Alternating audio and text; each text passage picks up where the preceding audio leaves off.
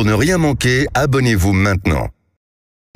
Les vraies voix Sud Radio, 17h-20h, Philippe David, Cécile de Ménibus. C'est une nouvelle semaine qui démarre avec vous, avec Philippe David, bien entendu. Ça va, Philippe ? Ça va très bien, et vous ? Ça va, on va traiter de cette actualité au lendemain de ces 5 jours d'émeutes. Pas mal de sujets qui remontent forcément.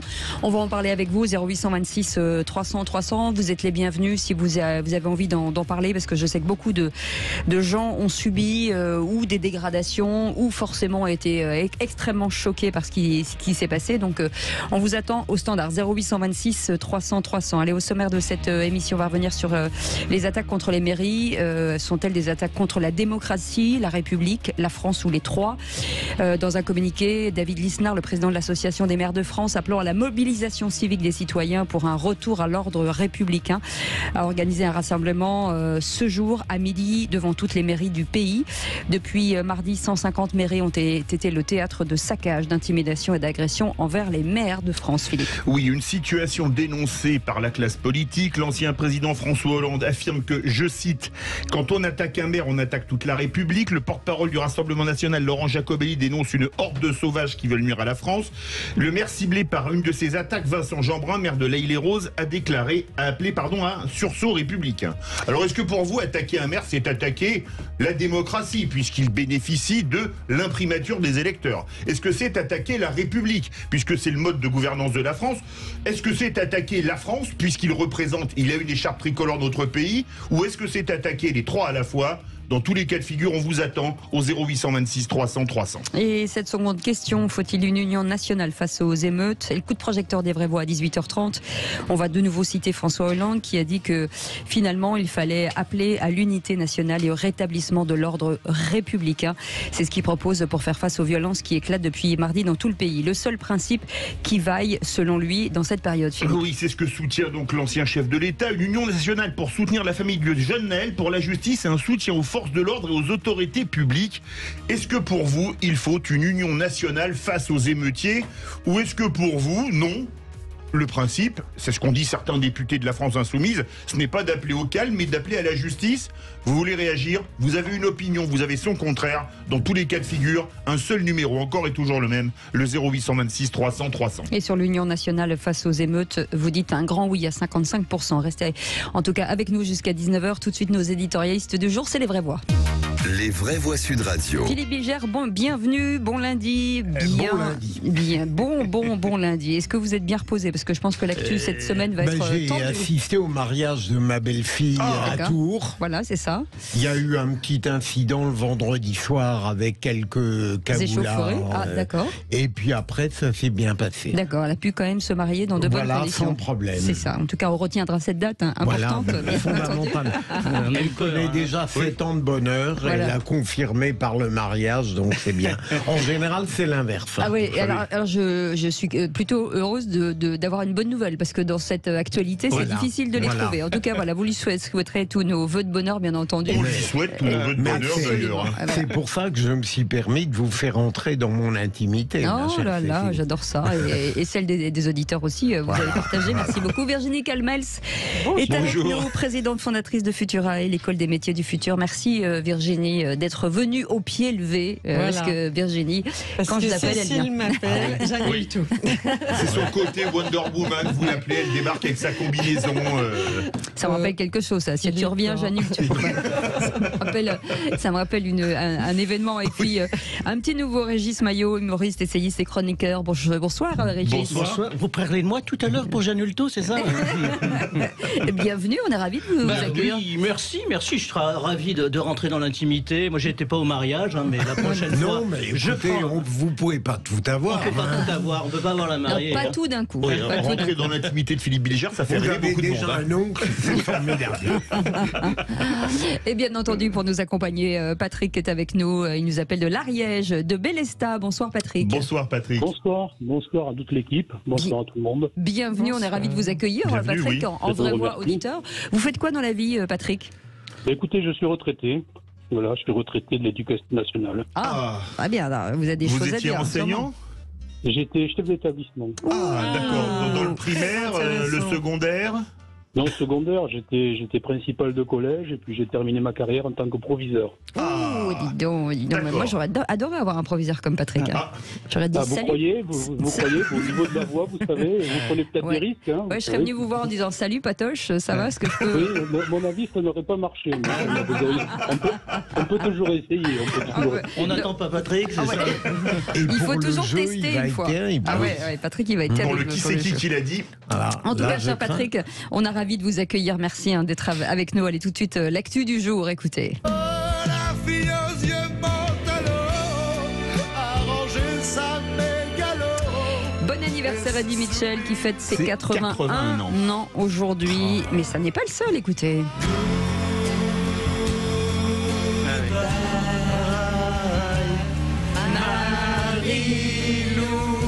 Plaisir d'entendre Obispo. Et oui, il fête aussi son anniversaire de 79 ans. Michel Polnareff et Eddie Mitchell. Oh, je les aime bien tous les deux. Vous aimez Philippe Bilger? Vous n'avez pas chanté? Non, Eddie Mitchell, je l'aimais bien dans Les Chaussettes Noires. Ah, d'accord. Donc c'était il y a longtemps. Donc il y a 50 ans. Ah oui, plutôt 60. Hein. Depuis qu'il n'en porte plus, il n'aime plus. Non. Il est passé au bas maintenant. Ouais, mais je l'aimais bien. Voilà. Ouais, Et Polnareff, non, c'est pas votre tasse de... Polnareff, des belles mélodies. Oui, c'est vrai, c'est vrai. Des belles Virginie. J'adore la Oui. chanson française, je la connais En par général, cœur. Lettre à France. Et globalement, je reprends assez naturellement les refrains avec vous. Ouais, Vous Manu pouvez, aussi. allez-y. Hein. Et Régis Maillot? Plutôt Oui, Eddie Mitchell ou Michel Polnareff? Les deux. Lettre à France, en ce moment, ça serait très inspirant, d'ailleurs. Ouais, c'est vrai. C'est pas- Pour les jeunes auditeurs, Paul pas Naref, c'est le monsieur qui est le sosie du bonhomme de cet élève, hein, c'est ça? C'est ça. C'est-à-dire que le monsieur de cet élève est bientôt plus connu que Paul Naref. Vous avez bien raison. Allez, tout de suite, on vous souhaite la bienvenue, le réquisitoire du procureur. Les vraies voix Sud Radio, le réquisitoire du procureur, Philippe Bilger. Non, je n'ai rien oublié, ça c'est une autre chanson française, mais Charles Aznavour, vous voulez requérir contre les politiques qui voudraient qu'on oublie tout lors des élections présidentielles. Alors, apparemment, ces 5 jours d'émeutes dont Le Monde, ce journal à la fois irremplaçable et contestable, a fait le bilan aujourd'hui, eh bien, ont créé vraiment des désastres et des préjudices considérables, et j'espère que lors de la prochaine élection présidentielle, on n'oubliera pas le comportement de certains de ces politiques. Alors, je ne fais même pas d'esprit partisan là-dedans, mais je pense qu'il y en a certains qui ont une attitude très responsable et d'autres qui n'ont pas hésité à refuser de jeter de l'apaisement sur le feu en disant que c'était contradictoire avec la justice. Je trouve ça dommage et j'espère que les électeurs et moi-même, si je suis là en 2027, n'oublieront pas l'attitude responsable de certains et le comportement irresponsable d'autres. Mais je crains le pire, parce qu'en général, on oublie vite. Vous serez là en 2027 et bien au-delà, bien sûr.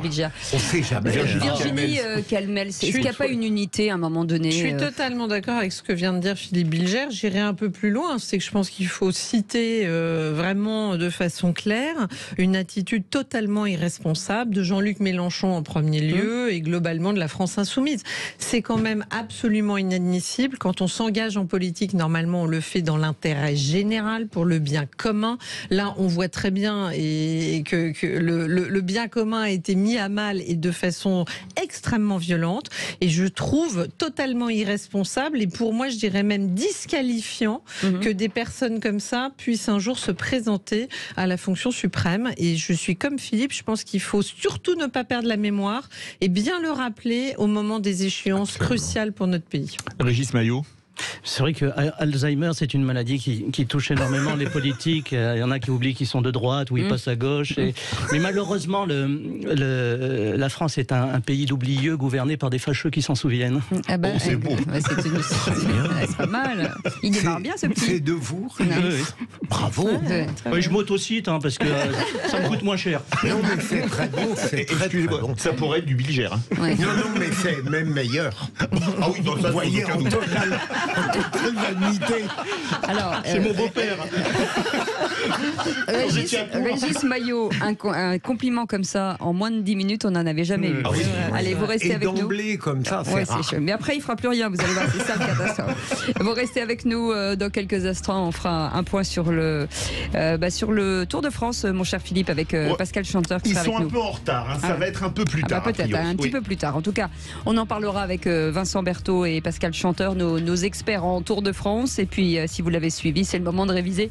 Et puis, Félix Mathieu sera avec nous et on vous rappelle notre premier grand débat du jour. Les attaques contre les maires sont-ils des attaques contre la démocratie, la République, la France ou les trois? Pour l'instant, vous dites les trois à 54% et la France contre la France, 33%. On vous souhaite la bienvenue. 0826 300 300. On vous attend au standard pour débattre avec nous. À tout de suite.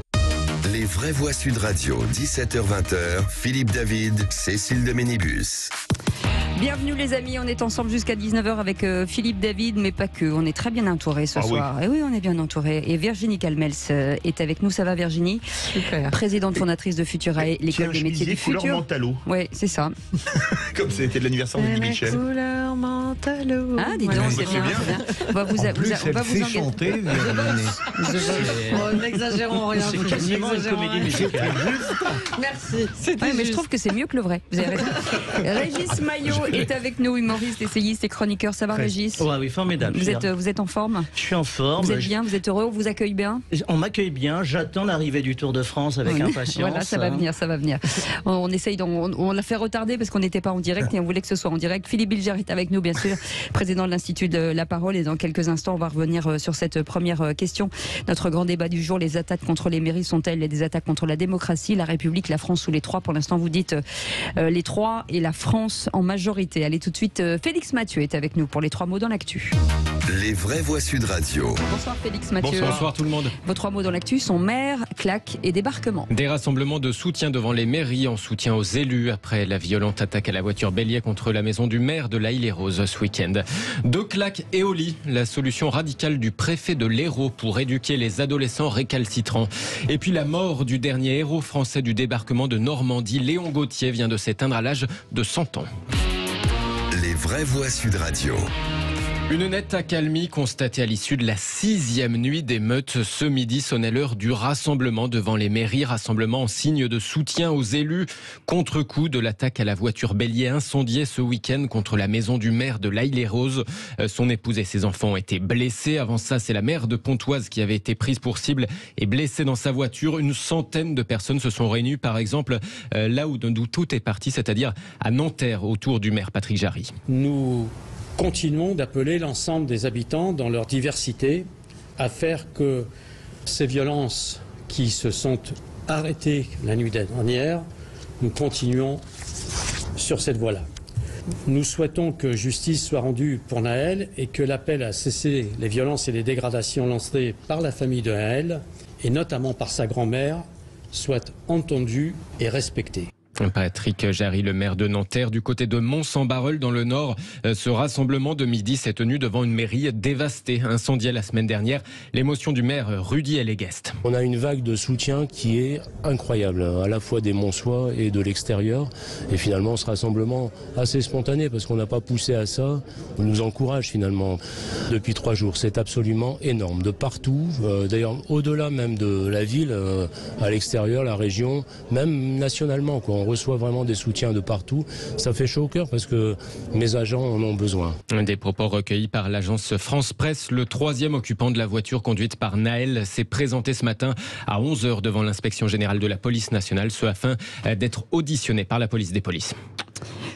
Forcément une petite réaction sur les Roses, déjà sur ces maires aujourd'hui, ces mairies, 150 mairies, entre 99 et 150 mairies saccagées, plus des maires qui ont été agressés. C'est vraiment, on a dépassé des limites. Bien sûr, on va en parler, hein, Cécile, oui. Mais je suis toujours frappé par la déclaration du maire de Nanterre. Il dit pour la 5e ou 6e fois, je souhaite que la justice suive son cours. Qu'est-ce qu'elle fait depuis le 27 juin ? Donc elle existe, elle est là, le policier est incarcéré, il a interjeté appel. Il ne faut pas demander la justice quand on l'a sous les yeux. Alors on verra ce qu'elle décidera. Hein. Virginie Calmels. Ouais, moi, je voudrais transmettre un petit salut amical à ces deux personnes qui ont été citées, deux maires formidables, Stéphanie Vanneuve, maire de Pontoise, ou Vincent Jeanbrun, maire de La Haye-les-Roses. Les deux, je les connais bien. Je pense qu'ils font un travail de terrain remarquable. Je pense qu'ils sont à l'image d'ailleurs de milliers de maires en France qui sont totalement à leur tâche. Pour beaucoup, on oublie de le dire, mais ça reste quand même un sacerdoce avec... on compte pas ses heures, on n'a pas toujours une vie de famille et c'est pas toujours dans des conditions très faciles, hein, notamment pour les toutes petites villes.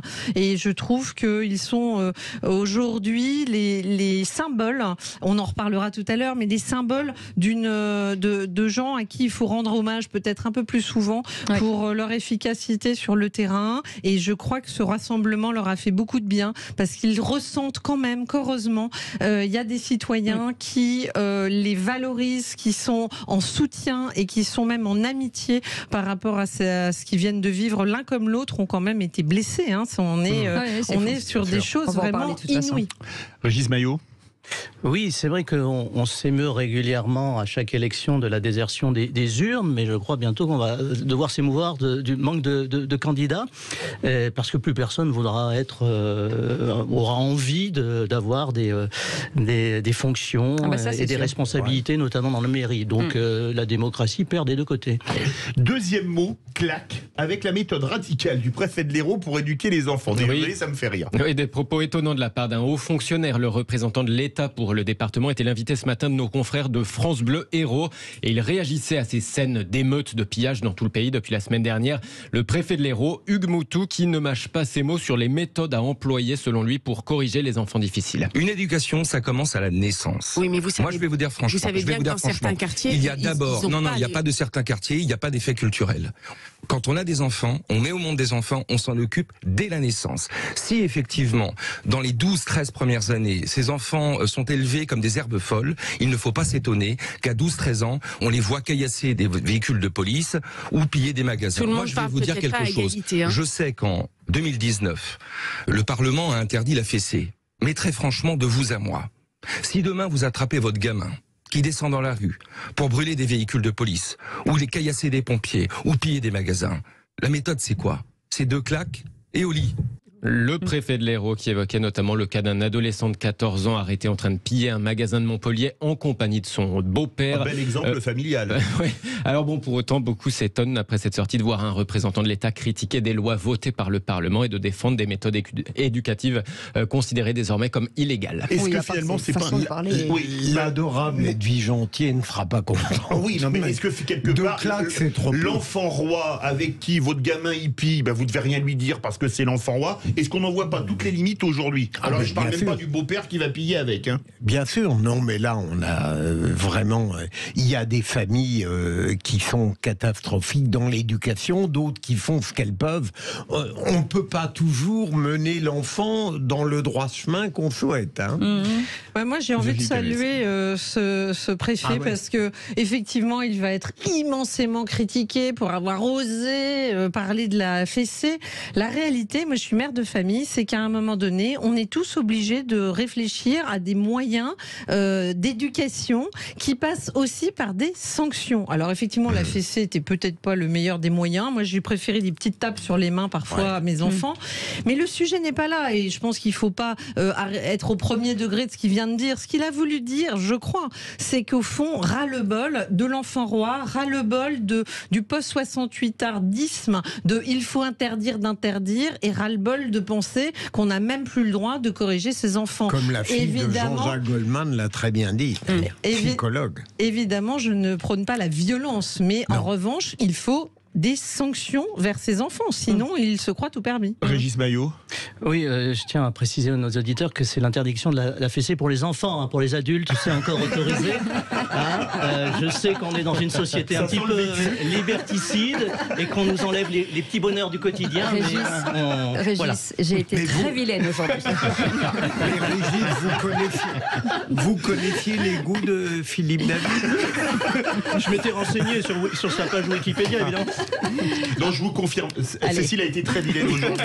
J'ai bien compris. Allez, un peu d'humour ne fait pas de mal. Troisième mot, Félix, débarquement avec la mort de Léon Gauthier, dernier héros français du débarquement en Normandie. Un dernier survivant, oui, des 177 Français à avoir participé au débarquement allié du 6 juin 1944 sur les plages normandes. Léon Gauthier s'est éteint à l'âge de 100 ans. C'est 100 ans qu'il avait fêté sous les drapeaux en octobre dernier lors d'une cérémonie avec tous les officiels. L'occasion de se souvenir de ce 6 juin 44. C'est un souvenir qu'on n'oublie pas.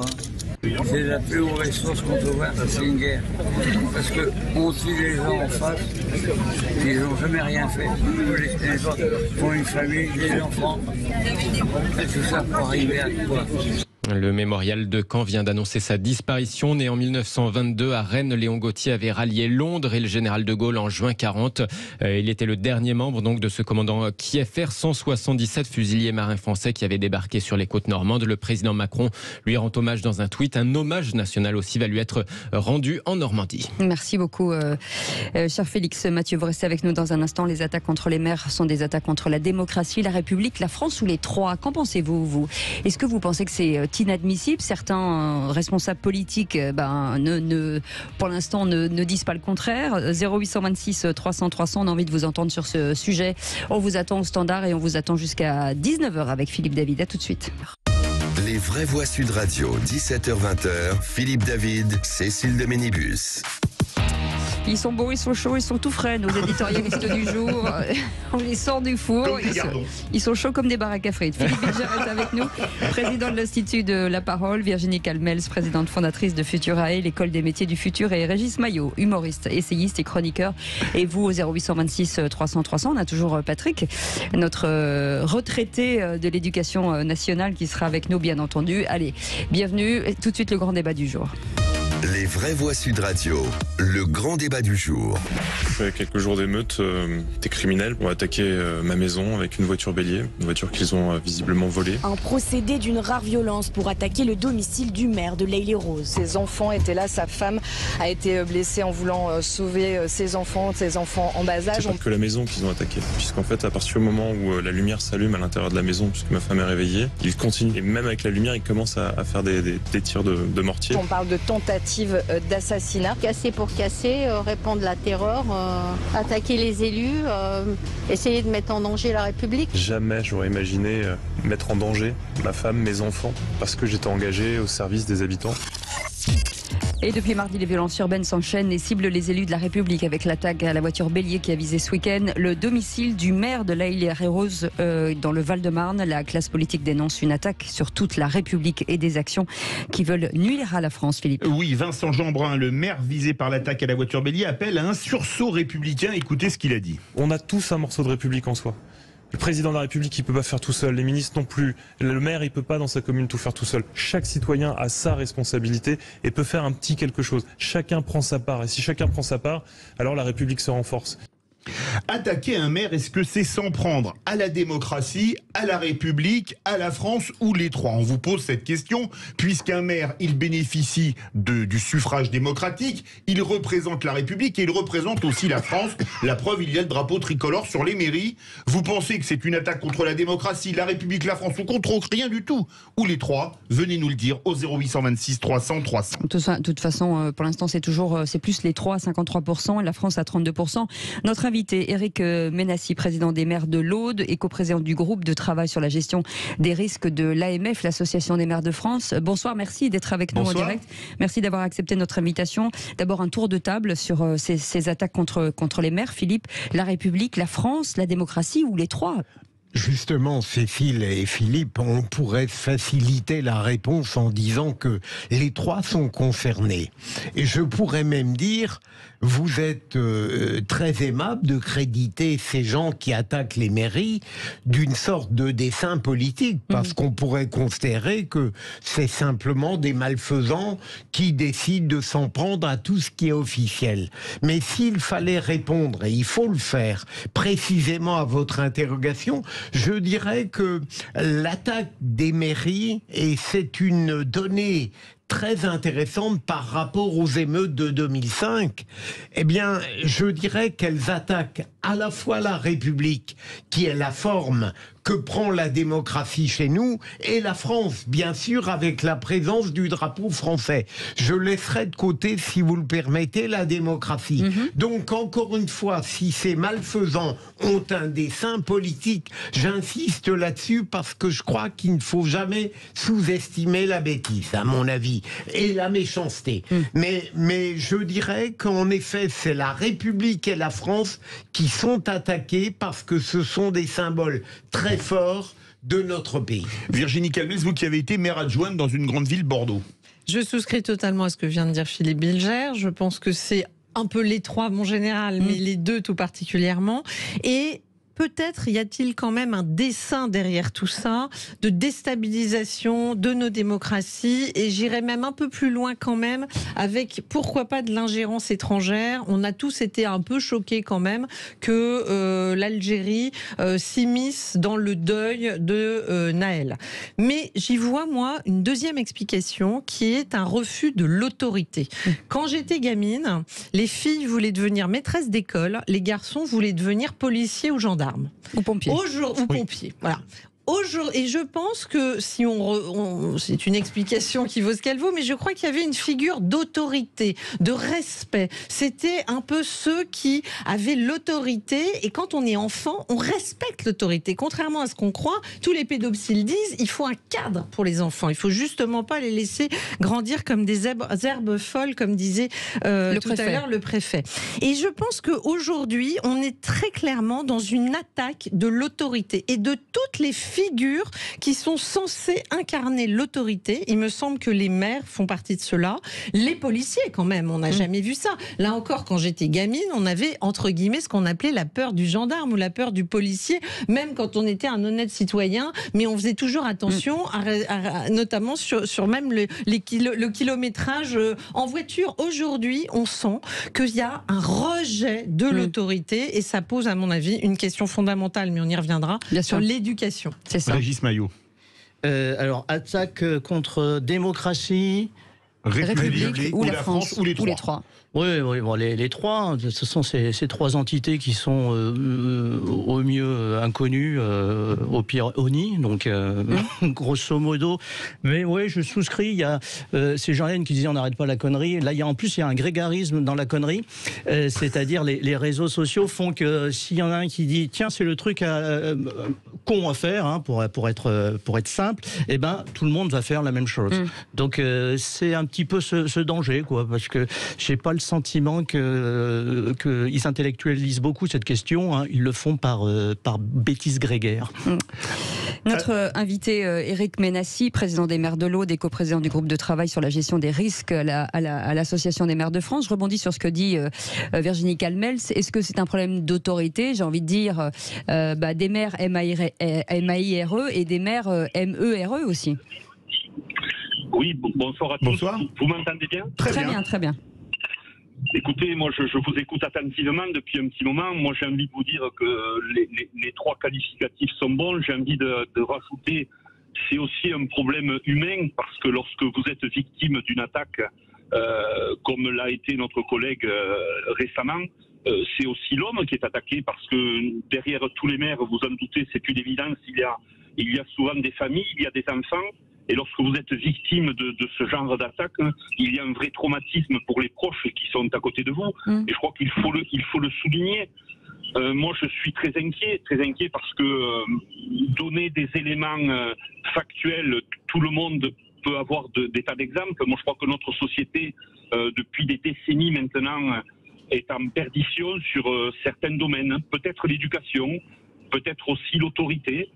Une réalité, moi je suis maire depuis 10 ans maintenant, et depuis 10 ans, je m'aperçois que... les choses ont changé. Oui, les choses ont changé, et que aujourd'hui, l'autorité qui était évoquée par les personnes qui sont dans votre bureau est en train de se déliter au fil du temps, et c'est un vrai problème. Oui. Philippe Bilger veut réagir. Restez avec nous, Éric Ménassier. Monsieur le maire, est-ce que le fait que, de manière tout de même très organisée, ces émeutes ont attaqué un grand nombre de mairies alors que ça n'était pas toujours le cas, même si des élus, évidemment, sont agressés et c'est très préoccupant depuis des années. Est-ce que ça ne veut pas dire qu'il y a une politisation accrue de cette attaque contre les mairies? Est-ce que ça ne révèle pas quelque chose de très partisan? Attaquer une mairie, c'est attaquer l'autorité de l'État. Attaquer une mairie, c'est attaquer la démocratie, c'est attaquer la République et c'est attaquer notre pays. La difficulté dans ce genre de situation, c'est l'excès. Je crois qu'il faut arriver à avoir de la lucidité dans la lecture des événements. Et je sais que c'est difficile. Quand vous êtes submergé par l'émotion, il est très difficile de faire preuve de retenue et de lucidité. Moi, j'ai l'intime conviction que la majorité de nos concitoyens condamnent ces actes et que ces actes sont perpétrés par une minorité de personnes. J'en suis persuadé. Et je ne veux pas sombrer dans une politique de la terreur qui rendrait à notre société des côtés sombres que je ne veux pas voir. Ceci étant, je crois que nous devons prendre conscience qu'il y a un défaut d'autorité aujourd'hui et que dans la mesure que je souhaite que notre République prenne, il faut aussi que la fermeté redevienne au centre de la République. Virginie Calmels, vous avez constaté, vous qui avez été premier maire adjoint d'une grande ville comme Bordeaux, ce délitement au fil des années? Oui, je crois qu'on le constate tous, dans quelles que soient nos fonctions, à la fois comme élu local évidemment, mais plus généralement dans la société. D'abord, c'est les petites incivilités auxquelles on est confronté quotidiennement, une perte de valeur et j'aurais tendance à dire d'éducation. C'est pour ça que c'est très intéressant d'avoir Patrick, notre auditeur, qui a été chef d'établissement, parce qu'il me semble que c'est ça le cœur du sujet, c'est qu'on a aussi ôté à un certain nombre de personnes leur responsabilité ou la réelle filière, la filiation d'autorité, et notamment les chefs d'établissement qui ne sont pas en capacité, parce qu'on leur a ôté ce pouvoir, de sanctionner notamment, parce que ça commence souvent, ces incivilités, cet irrespect ou cette violence, dès l'école, en ne respectant pas son maître ou sa maîtresse, voire en étant violent dans l'enceinte même d'un collège ou même d'une école primaire. Et je pense que l'éducation est clé.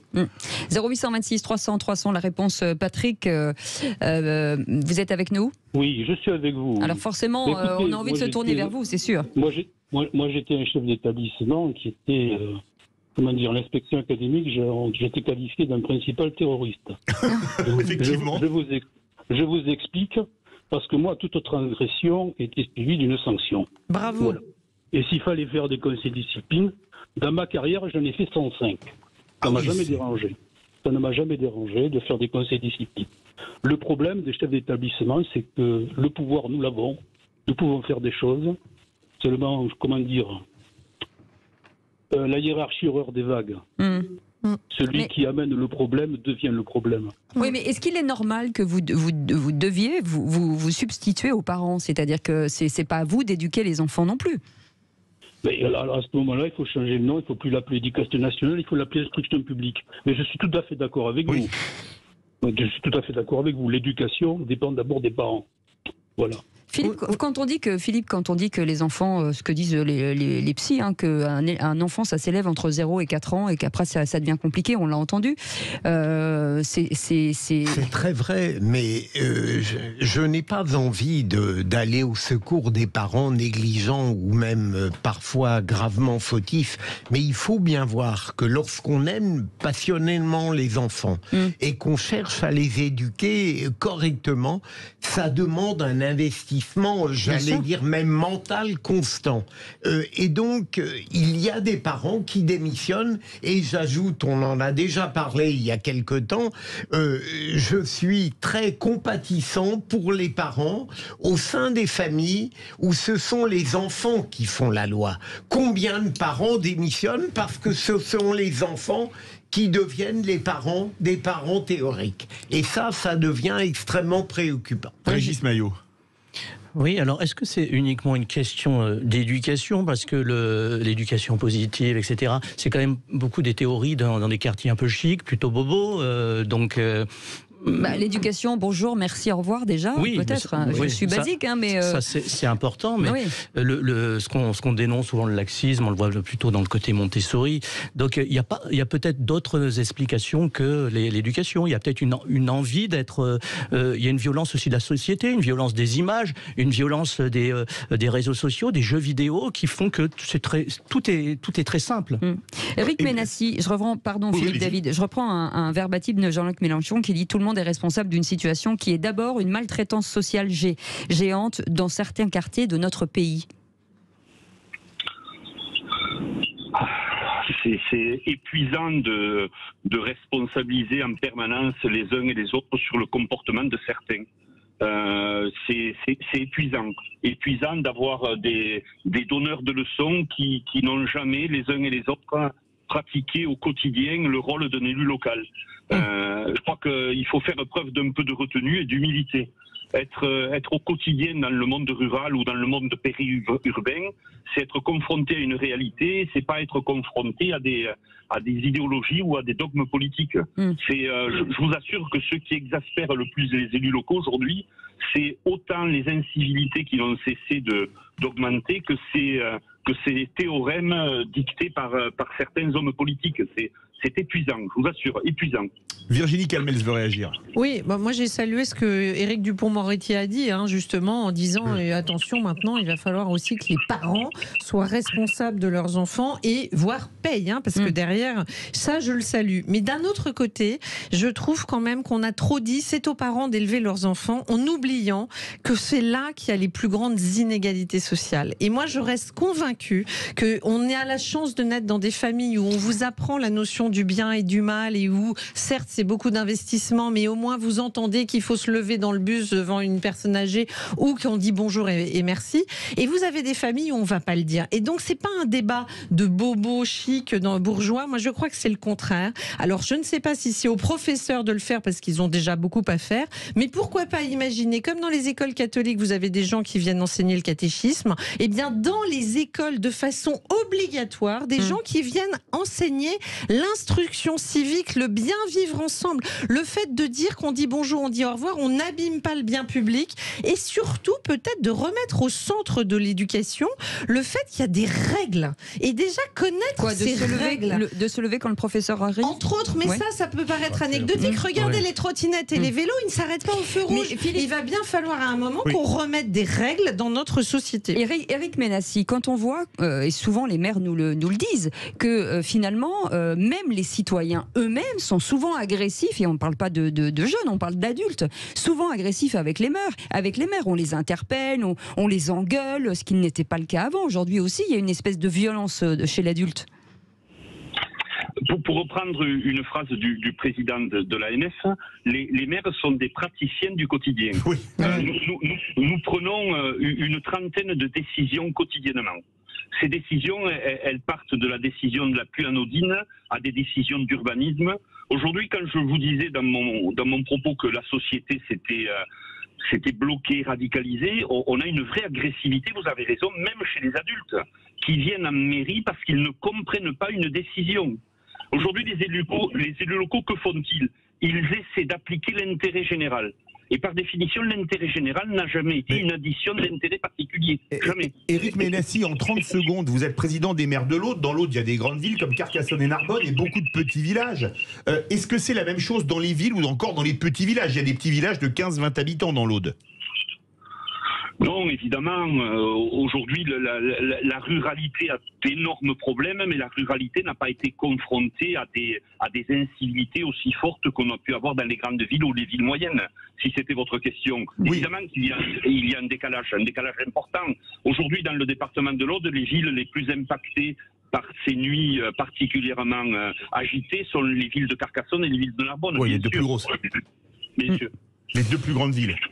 Merci beaucoup d'avoir été avec nous. Éric Ménassi, président des maires de l'Aude, coprésident du groupe de travail sur la gestion des risques de l'AMF. Vous continuez bien entendu, vous nous appelez 0826 300 300, vous voulez réagir. Dans quelques instants, le quiz de l'actu, et puis on reviendra sur ce coup de projecteur tout à l'heure aux alentours de 18h30. Faut-il une union nationale face aux émeutes? Qu'en pensez-vous? Est-ce que vous pensez que déjà tous les partis devraient se mettre ensemble et trouver des solutions ensemble, en tout cas les partis républicains? Et vous nous appelez, on vous attend au standard. À tout de suite. On est ensemble jusqu'à 19h et ça c'est la bonne nouvelle avec Philippe Bilger, président de l'Institut de la Parole, Virginie Calmels, présidente fondatrice de Futurae, l'école des métiers du futur, et Régis Maillot, humoriste, essayiste et chroniqueur. Tout de suite, vous l'adorez, vous l'attendez, il est tout chaud, il est tout beau, c'est le quiz de l'actu. Les vraies voix Sud Radio, le quiz de l'actu. Et je peux vous assurer que ce ne sera pas facile. Mon cher Patrick, vous allez devoir trouver votre adversaire, Philippe Bilger, Régis Maillot ou Virginie Calmels, pour tenter de remporter cette partie. Patrick. Régis Maillot. Régis Maillot. Voilà. Bien sûr. Voilà. Vous prenez le néophyte, le bleu. Allez, première vous prenez question. surtout celui qui était au fond du radiateur, à côté du radiateur. Celle-là, Cécile. Première question. Qui a dit quoi? Qui c'est qui l'a dit? La France est un pays d'oublieux, gouverné par des fâcheux qui s'en souviennent. Régis Maillot. Virginie Calmels. C'est une idée de Cécile en vous écoutant, pour ça qu'on vous a fait répéter plusieurs fois. Allez, à vous. 2 points pour vous, Patrick. Deuxième question. Qui c'est qui l'a dit sur les émeutiers? Ce ne sont pas des victimes, ce sont des criminels qui sont privilégiés, car ce sont précisément des gens à qui la République a tout donné depuis des années. Bardella. Bonne réponse de Virginie Calmels. Jordan. Avec Patrick. Bardella. 4-0. Patrick, vous aviez dit qui? Bardella. Oh bah bravo. Patrick, écoutez bien. Qui c'est qui l'a dit? Régis, vous jouez quand vous voulez. Oui, je sais, oui. Quand on attaque un maire, on attaque toute la République. Moretti. David Lisnard. Non. Non. On l'a dit. Ancien chef de l'État. Hollande. De Régis Maillot. François Hollande, exactement. Allez. Qui c'est qui l'a dit? En dehors du pouvoir, il est très bon. On voit bien monter la violence. On voit bien monter la violence. Bah oui. Gérald Darmanin. Chef de l'État. Non, mon voisin ce matin l'a dit, mais. Il préside une grosse association. David Lisnard. Bonne réponse de Virginie Calmels, qui était un peu plus rapide. Le maire de Cannes. 6-2. Allez, Patrick, c'est pour vous. Qui c'est qui l'a dit au sujet des rassemblements devant les mairies? Il y a une nécessité d'avoir un débat politique et public apaisé. Apaisé. C'est une femme. C'est une femme. Elisabeth Borne. Non. Elle est Valérie Pécresse. Elle est à la tête d'une très grosse ville. Valérie Pécresse. Non. C'est une bonne réponse de Philippe Bilger. Juste. Anne Hidalgo. Hidalgo. Elle veut de l'apaisement. Ouais. Dis donc. Elle a fait un créneau. Qui c'est qui l'a dit? Il faut parler au quartier et être ferme avec les voyous. Allez, ça peut être un LR. Et Non, ça n'est pas Pierre Jox. C'est pas un LR. Ça, c'est un ex-LR. Oui, mais comme tous. Bonne réponse de Patrick. C'était Gérald Darmanin. Le ministre de l'Intérieur. Qui c'est qui l'a dit? Plus personne ne fait attention à ma musique parce que la société est transphobe. Redcar. Oui, Redcar, bonne réponse. Christine and the Queen dit maintenant Redcar. Elle a changé de modèle, oui. Ouais, elle a changé. Elle a changé de voiture. Et visiblement, elle veut qu'on la compare à une voiture. Donc, c'est important. Elle s'identifie en voiture. Voilà, c'est ça. Bon, bah écoutez, chacun son délire. Allez, on y va. C'est à moi. Qui c'est qui l'a dit? Piller un magasin, ça n'a rien à voir avec l'émotion de la mort de Naël. Michel-Édouard Leclerc. Oui, non. Il est ministre. Il est ministre. Pas encore Darmanin. Non, mais jamais. Véran. Non. Ministre. Le maire. Non. Dupond-Moretti. Bonne réponse de Virginie Calmels et Patrick en même temps. Dernière question et après c'est l'arrivée du Il est tour. garde des Sceaux, mais c'est pas SOT. Qui c'est qui l'a dit en parlant du clientélisme dans les banlieues? Il faut voir à qui on donne de l'argent. On a été très lâche pendant très longtemps. Ça pourrait être Lisnard. Elle est maire. Qu'est-ce que vous avez dit, Patrick? Delga. Non, c'est pas Zemmour. C'est une femme. Delga. Elle est maire. Non, elle est maire, mais pas totalement d'une ville. Elle est maire à Paris. Elle est maire à Paris. Rachida. Bonne réponse, Rachida. C'est la même. Hein. Et c'est une magnifique victoire de Patrick. Bravo Patrick, mais Régis Maillot n'a pas démérité. Non, bravo Patrick. Restez avec nous tout de suite, restez avec nous tout de suite. L'arrivée du Tour de France avec Pascal Chanteur. Bonsoir Pascal. Les fromages et produits frais lait de brebis 64 présente. Sud Radio fait son tour de France. Bonsoir Vincent Barthaud. Bonsoir Vincent, bonsoir. Ah non, c'est Pascal Chanteur. Bonsoir Pascal. Bonsoir Pascal. Bonjour à toutes et tous. C'est l'arrivée de l'étape Amorebieta et Ciano en Espagne jusqu'à Bayonne et on est à 1,5 km de l'arrivée environ. C'est ça, on vous écoute et ça va se régler au sprint. Font le travail. Et on voit Adrien Petit qui travaille aussi pour Guirmail. Et donc c'est une arrivée massive et on voit aussi Van Der Poel avec Philipsen qui est bien placé avec Jacobsen, Caleb Ewan. Tous les sprinters sont bien placés et aucune chute pour l'instant, donc ça c'est une très bonne chose. Un coureur vient de se dégager. Ah oui, il y a un départ d'échappée, oui. Il attend et l'équipe de Canin. Ouh là là, ça a failli tomber. Ça accélère. Il reste 900 mètres là, ça va très très vite, ça roule à plus de 60 à l'heure. Et Van Der Poel emmène Philipsen. Van Der Poel lance le sprint. Van Der Poel lance. Brian Cocard est bien placé. Non, il a fait son effort trop tôt. Et Van Der Poel toujours en tête pour amener Philipsen sur un plateau d'argent avec Van Aert dans la roue. Philipsen fait son effort, Van Aert, Philipsen très fort, Jacob, Philipsen vainqueur. Superbe victoire. Philipsen, vainqueur de cette étape du Tour, donc qui allait d'Amorebieta et Ciano au Pays Basque espagnol jusqu'à Bayonne au Pays Basque français. Bon, sur 3 étapes, il y a une victoire française, c'est déjà pas mal, mais c'était hier. Merci beaucoup Pascal Chanteur. En direct du Tour. Sud Radio fait son tour de France. Avec les fromages et produits frais, lait de brebis 64. Et vous restez avec nous, on revient dans quelques instants avec le coup de gueule de Philippe David contre ceux qui crachent sur la France dans les médias internationaux, 0826 300 300, et on va revenir dans le coup de projecteur. Faut-il une union nationale face aux émeutes? Qu'en pensez-vous? On vous attend au standard, vous êtes les bienvenus jusqu'à 19h. Philippe David, Cécile de Ménibus. Et avec nous pour nous accompagner dans les vraies voix jusqu'à 19h, Philippe Bilger, Virginie Calmels qui est avec nous, fondatrice de cette école Futurae. Ça se passe bien? Merci, ça va très bien. Nous inscrivons nos étudiants en bachelor, en master pour la rentrée prochaine à Paris et à Bordeaux. Nous ouvrons une petite antenne à Bordeaux.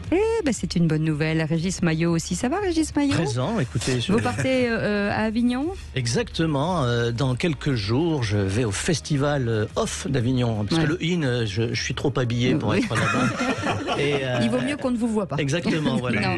Non, vous allez jouer, bien entendu. Je vais jouer un tout nouveau spectacle qui va se créer là-bas. Ça s'appelle comment ce spectacle? Ça va s'appeler les Nouveaux Ridicules. Oh, bah dis donc. Ça nous va bien avec Philippe David, on est très contents. C'est un hommage, non? Oui, c'est un hommage. En tout cas, je le prends comme ça. Restez avec nous tout de suite, le coup de gueule de Philippe David.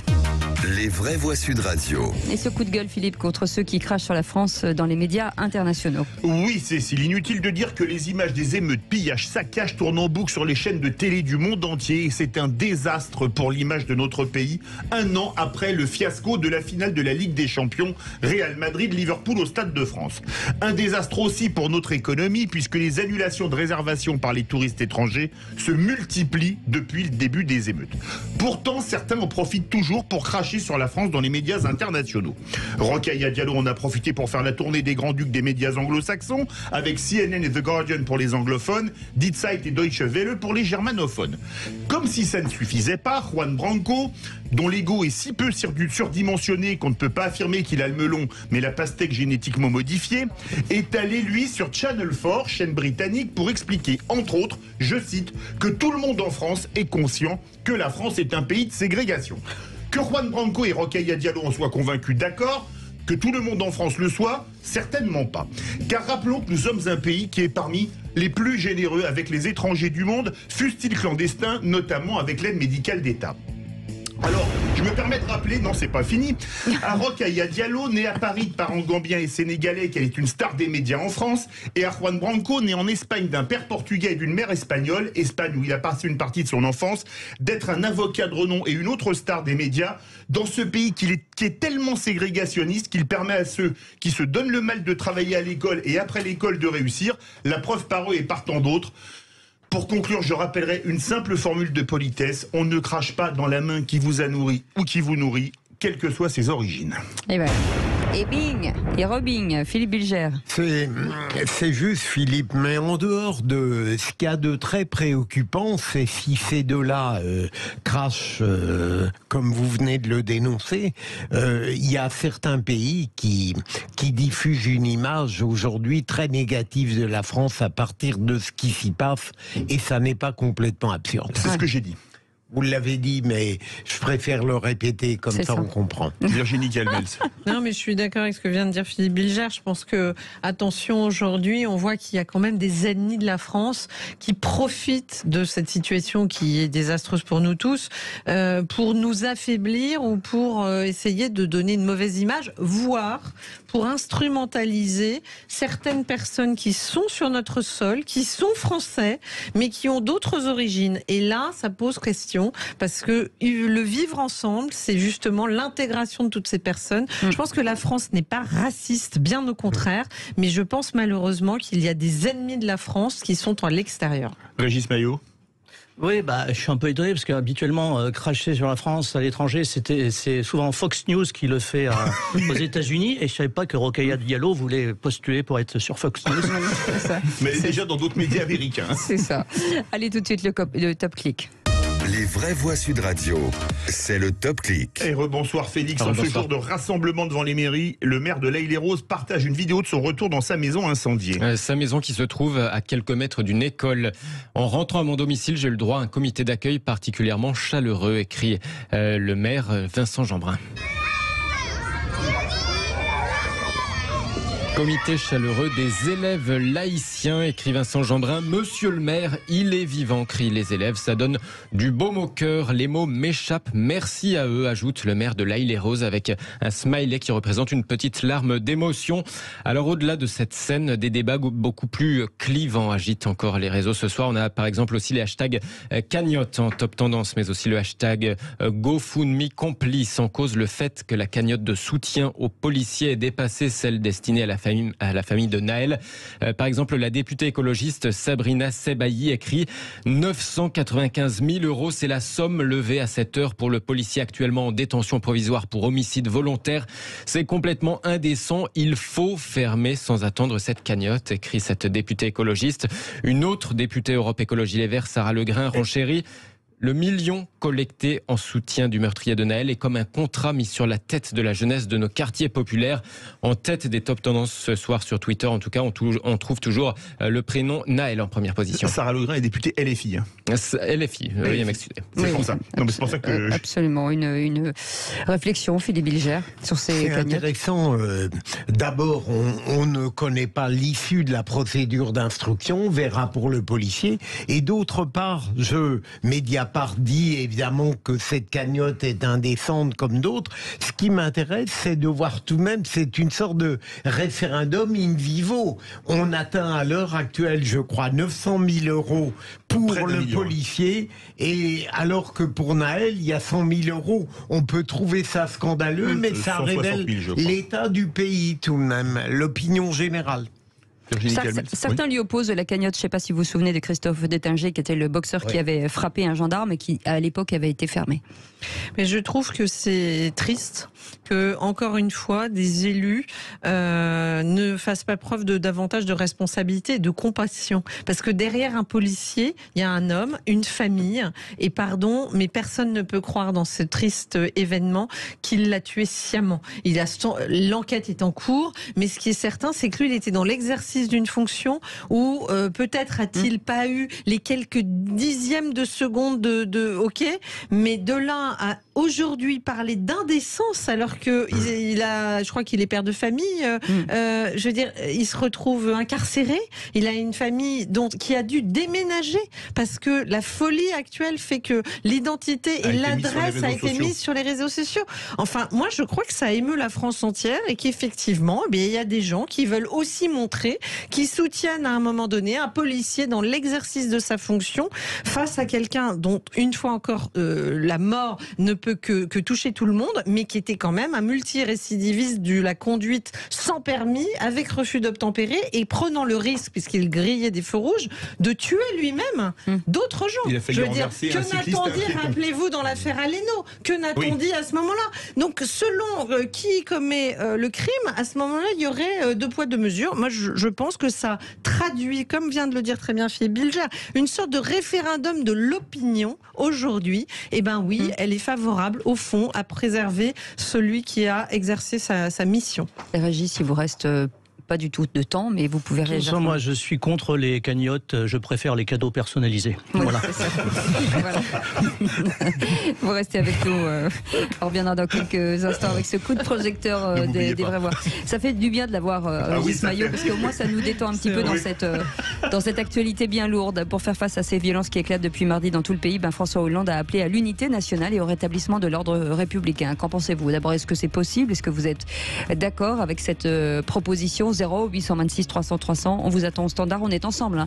Joyeusement, en tout cas le mieux qu'on peut, avec Philippe David jusqu'à 19h. Ravi de vous retrouver les amis. Philippe Bilger avec nous, Elisabeth pas du tout, Virginie Calmels, aussi Régis Maillot, notre petit nouveau. Ça va Régis, ça se passe bien? On est gentil avec vous? Vous êtes très gentil, j'attends les chocolats, mais on m'avait fait une petite promesse. Cécile a tout mangé, elle a vraiment été très vilaine. Moi je vous le dis, je l'attends. La prochaine fois, Régis, promis. Non mais c'était à Régis de le faire.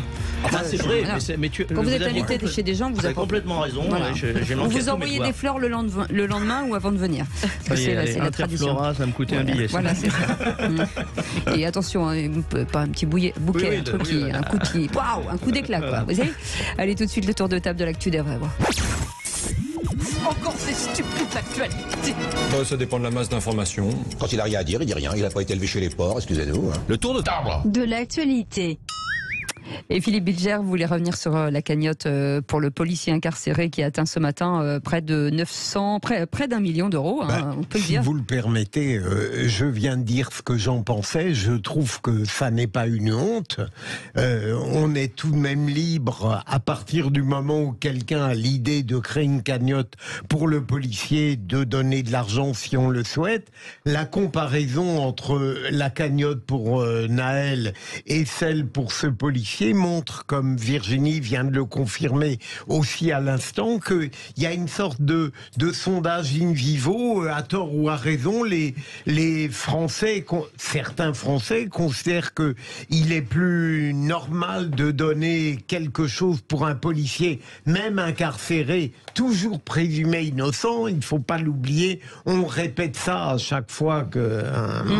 Et pour Naël, donc voilà. Est-ce que c'est pas dommage, Virginie Calmels, d'avoir deux France qui s'opposent, qui pourraient s'opposer? On pourrait très bien donner à l'un et à l'autre. Enfin, ça n'empêche pas, en fait. En fait, on ne sait pas. Peut-être qu'il y a des donateurs des deux côtés, d'ailleurs, parce que c'est tant que peut-être le policier n'est pas jugé et que... Mais ce qui est intéressant, c'est ce que vous rappeliez tout à l'heure, c'est que peut-être que cette affaire a pris des proportions qu'elle n'aurait pas dû prendre si, dès le départ, on n'avait peut-être pas été aussi induit en erreur par cette fameuse vidéo qui a tourné, où on a cru entendre et où on a entendu sur les médias que quelqu'un aurait dit shoot-le. On a eu l'impression que ce n'était pas un accident quasiment, mais un homicide volontaire, et certains ont même prétendu que ça pouvait être une haine raciale.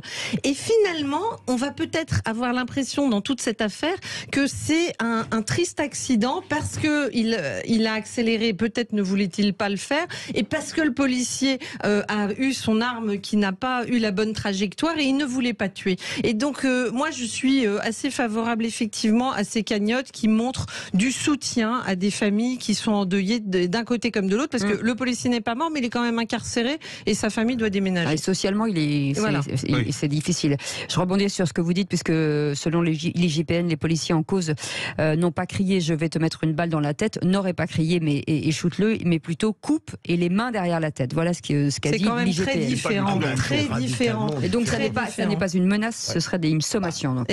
C'est très différent. Et ils sont dans l'exercice de leur fonction. Et il faut protéger nos forces de l'ordre, je tiens à le dire. Vous voulez réagir, Régis Maillot, ou on passe au tour de table suivant? Oui, non, mais j'écoute le tour de table suivant. Oui. Alors, Virginie Calmès, vous voulez starifier ceux qui réussissent en banlieue, ce qui doivent être les vrais modèles. Oui, écoutez, moi j'ai envie de... Vous savez que j'ai exercé des fonctions dans les médias pendant quelques années et j'ai envie de dire que il me semble que les télés et les radios devraient s'intéresser à la starification de gens qui font réellement au quotidien des choses formidables, et il y en a évidemment aussi dans nos banlieues.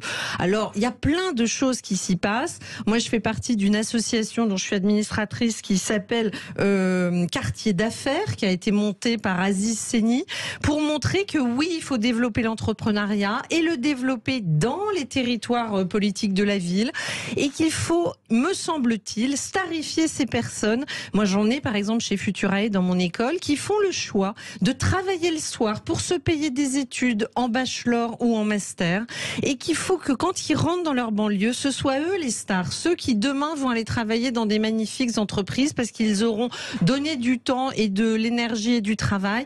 Et au lieu peut-être de starifier le caïd qui fait des refus d'obtempérer, qui deal de la drogue, eh bien pourquoi ne pas montrer... Il y a une association d'ailleurs que j'ai envie aussi de porter un peu au micro, qui s'appelle Nos quartiers ont du talent. Il y a plein d'initiatives qui ont été faites dans les quartiers. Est-ce qu'il ne faut pas montrer qu'il n'y a pas qu'une seule facette dans les banlieues? D'ailleurs aujourd'hui, je pense que malheureusement beaucoup d'habitants de ces banlieues sont meurtris de voir leurs voitures qui brûlent. Il y a des honnêtes gens et il y a aussi des gens qui ont décidé de s'en sortir et qui font des choses bien. Voilà. Et moi j'ai envie qu'on mette le projecteur sur ceux-là plutôt que sur ceux qui veulent être les stars du TikTok et de Instagram, à piller ou à insulter ou à violenter. On peut réussir et utiliser TikTok aussi. Ça montre très juste, Virginie, que l'échec n'est pas du tout une fatalité.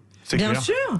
C'est évident. Et il y en a beaucoup qui s'en sortent. Voilà. Et regardez comment Jordan Bardella, c'est pas mon bord politique et je ne soutiens pas l'action du Rassemblement national, mais quand Jordan Bardella s'exprime, je peux vous assurer qu'il y a un paquet de Français qui pensent qu'il y en a quand même qui s'en sortent. Et donc il faudrait qu'on ait plein de gens qui montrent leur réussite, qui est pas politique, qui est économique, associative, sociale. Et pour info, Virginie, on a tous, nous, eu même de nombreux échecs dans notre vie et on a rebondi d'une manière. Absolument. Il n'y a pas que des réussites partout. Et on va passer beaucoup plus léger, à vous mon cher Régis, le début de la saison des festivals. Et on va parler de votre spectacle. Ah, c'est bien gentil. Qui s'appelle... Les nouveaux ridicules. Alors, vous avez décidé d'être woke. Oui, c'est important d'être woke. J'ai décidé de me déconstruire. D'accord. Oui, mais alors ma compagne m'a dit que j'étais pas encore terminé. mais je vais essayer. Alors, mais j'aime bien parce que le woke, c'est s'éveiller. C'est les gens qui vous vendent de la lumière et si t'es pas d'accord, ils te mettent la maglite dans les yeux. C'est les gens qui te vendent de la tolérance, mais qui n'en ont pas un échantillon sur eux. Quoi. Donc c'est ça. C'est ça. Et parmi vos amis, le vegan. Ah oui, celui-là je l'aime bien. Le vegan radicalisé, c'est les Al-Qaïda du radis, là, les salafistes du salsifi. Alors il y en a un récemment, il s'est plaint à la justice que son voisin faisait des barbecues, l'odeur de la viande le gênait. Oui, lui quand il pète ça sent le fenouil, mais tout va bien. Alors c'est ça, parce que la viande c'est le nouveau Daesh, hein, c'est devenu le Daesh du Cadi. À mon avis, si vous aimez la bidoche, hein, je le dis à nos auditeurs, faites vite, hein, dans 10 ans c'est terminé, voire peut-être pénalisé. Hein, t'as pris combien? 2 ans ferme, braquage? Non, plateau de charcuterie. Voilà, c'est ça. Autre nouveauté, les féministes en niqab. Ah oui, ça s'appelle un oxymore hein, en rhétorique. Alors, pour ceux qui ne savent pas le niqab, c'est une sorte de longue robe de soirée assez élégante, légèrement décolletée au niveau des sourcils. Paraît-il que, alors c'est pas Sandrine Rousseau, je crois, qui avait dit que le niqab ou le hijab, c'est un acte d'embellissement de la femme. Oui, et la lapidation, c'est un soin du visage aussi. Voilà, tant qu'on y est. Et la montée des néo-féministes vous inquiète un peu? Ça me fout les jetons. Ça me terrifie parce que je pense que je vais me faire rattraper, évidemment. Non, c'est vrai qu'on en a tous autour de nous, des féministes un petit peu radicalisées. Elles détestent tellement les hommes que quand elle va dans un magasin de bricolage, elle vérifie qu'il y a autant de prises mâles que femelles. Voilà, le patriarcat est partout. Et parmi vos nouveaux amis, on trouve les nouveaux maires écolos aussi. Bah oui. Alors le maire écolo, moi je l'adore parce que c'est quelqu'un qui t'oblige à faire du vélo, mais qui refuse d'accueillir le Tour de France. Je sais qui c'est. Ça, c'est Pierre Hermic à Bordeaux. Exactement. On a des noms, On a des noms. Et puis vous recensez plusieurs types d'écolos aussi. Oui, il y a plein d'écolos. Il y a l'écolo de droite. Alors ça, c'est une niche. Un écolo de droite, c'est quelqu'un qui roule à l'électrique, mais en Tesla. Et on a l'écolo bobo, qui est très bien. Je l'aime beaucoup. Lui, il a une érection devant un mur végétalisé. Ils sont formidables parce qu'ils savent pas le nom des plantes, mais ils embrassent les arbres. Ça gratte. Oui, c'est des chenilles processionnelles. Voilà. Il y a aussi les jeunes qui sont éco-anxieux. Oui, dès qu'ils voient, ils chialent. Moins il y a d'eau, plus ils chialent. C'est formidable. Et ils veulent pas faire d'enfants. Parce qu'ils veulent pas qu'ils vivent dans ce monde. Si on avait su, on aurait commencé par toi, parce que ça démarre bien. Et les activistes écolos non plus? Ça c'est les rebelles en carton recyclé. Là, ils balancent de la bouffe sur les œuvres d'art. Faut le savoir que les tableaux sont mieux nourris que les petits vieux dans les EHPAD, maintenant dans les musées. C'est important. Et pour finir, le progressisme administratif vous passionne? Par an 2. Voilà, c'est ça. Oui. Ça, c'est vrai que c'est la réforme majeure qu'on attendait tous de ce quinquennat. Puis ça va changer maintenant dans les. Maman veut du gâteau, déjà c'est pas maman, c'est parent 2. S'il n'est pas content, tu vas en parler à ton parent 1. Et je te rappelle qu'on a un dîner chez grand-parent 4 et que cousin 23 est en retard. Voilà, c'est ça, bravo. Et vous restez avec nous, Union nationale autour de Régis Maillot. Ce sera bien sûr à Avignon. Et en attendant un peu plus sérieusement, faut-il une union nationale face aux émeutes? On en parle dans quelques instants avec nos éditorialistes du jour. À tout de suite. Philippe David, Cécile de Ménibus. Et avec Philippe David et moi pour vous accompagner, Philippe Bilger, Virginie Calmels et notre ami Régis Maillot qui vient, c'est sa première. Il est bien le petit. Oui. Il est content. Je suis très content avec vous. Vos parents, Virginie et Philippe, sont très contents de vous. Merci. C'est ça. Merci parce que ils m'ont mis en garde, ils m'ont dit sois sage, pas de bêtises. Régis, c'est tellement bien, faites encore beaucoup de petits. Enfin, vous emballez pas non plus, parce que plus vous en faites, surtout. Allez, tout de suite notre coup de projecteur des vraies voix. Les vraies voix Sud Radio, le coup de projecteur des vraies voix. Et donc pour faire face aux violences qui éclatent depuis mardi dans tout le pays, François Hollande a donc appelé à l'unité nationale et au rétablissement de l'ordre républicain, selon lui le seul principe qui vaille dans cette période. Philippe. Je sais ce que soutient l'ancien chef de l'État, l'Union nationale, je cite, pour soutenir la famille du jeune Naël, pour la justice et un soutien aux forces de l'ordre et aux autorités publiques. Alors est-ce que l'Union nationale, c'est ce qu'il faut en ce moment face aux émeutes, ou est-ce que ça ne peut pas exister, ou est-ce que vous pensez que les propos de François Hollande, c'est un peu ménager la chèvre et le chou? Est-ce que vous pensez que finalement qu'il a fait la synthèse comme il l'a fait pendant des années au Parti Socialiste? Venez nous le dire au 0826 300 300. Et pour nous en parler, c'est Guillaume Bigot qui est avec nous. Guillaume, bonjour. Bonsoir. Bonsoir. Vous êtes politologue et éditorialiste Sud Radio et CNews. Juste avant de revenir vers vous, Guillaume Bigot, un petit tour de table sur cette unité nationale. Ça pourrait être le bon sens, de bons sentiments, mais Philippe Bilger, est-ce que ce serait possible? Alors d'abord, Cécile et Philippe, si on me l'avait demandé, j'aurais été persuadé que compte tenu du fait qu'un policier était en cause et que c'était un jeune de Nanterre qui était mort dans les conditions qu'on sait, il n'y aurait pas eu d'union nationale. Mais je ne pensais tout de même pas à ce point que au moins un parti, Virginie l'a dit tout à l'heure, Jean-Luc Mélenchon et certains de ceux qui le soutiennent iraient de manière aussi ostentatoire volontaire et délibéré, porter atteinte à une volonté d'apaisement et, je dirais, de concorde.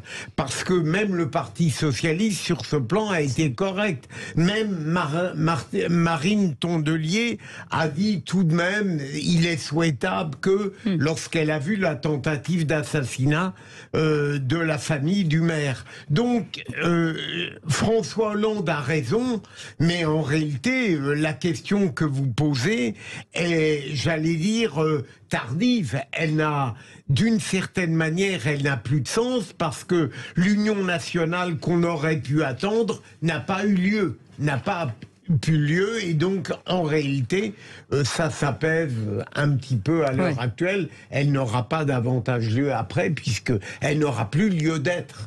Virginie Kelmels. Oui, je souscris à ce que vient de dire Philippe. Je redis que pour moi c'est absolument ahurissant que des personnes élues qui ont envie d'avoir des responsabilités de premier plan puissent à ce point diviser les Français, jeter de l'huile sur le feu, voire détourner un acte de ce qui s'est réellement passé, parce que, pardon, mais là encore, ce n'est pas un crime raciste, ce n'est pas une tentative de meurtre, ce n'est absolument pas ça. C'est malheureusement un policier dans l'exercice de ses fonctions qui peut-être a commis quelque chose d'irréversible et de grave, mais une fois encore... Mais c'est l'enquête qui le déterminera. L'enquête le déterminera. Cécile, vous rappeliez quand même qu'il y a une très mauvaise interprétation de la vidéo et des propos. Les mains derrière la tête, ça ne veut pas dire je vais te mettre une balle dans la tête. Il n'y a pas d'intention de tuer. A contrario, on voit la réponse d'attaque des maires où là, il y a une volonté délibérée et pour homicide volontaire sur, par exemple, la famille du maire de l'Haye-les-Roses.